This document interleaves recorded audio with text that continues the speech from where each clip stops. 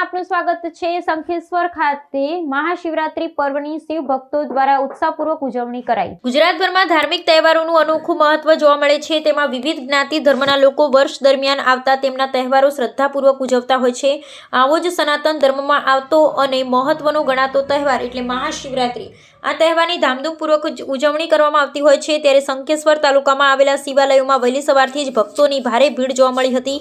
તો શંખેશ્વર ખાતે આવેલા રાધેવિલામાં મહાશિવરાત્રી અંતર્ગત સંગીત સંધ્યાના કાર્યક્રમનું આયોજન કરવામાં આવ્યું હતું, જેમાં ભરૂચથી પધારેલા હંસાબેન અને તેમની ટીમે તેમજ હારીજથી ઉપસ્થિત કૈલાસ દીદી દ્વારા શિવ પરમાત્માનો સંદેશ આપી તેના પર વક્તવ્ય આપ્યું હતું।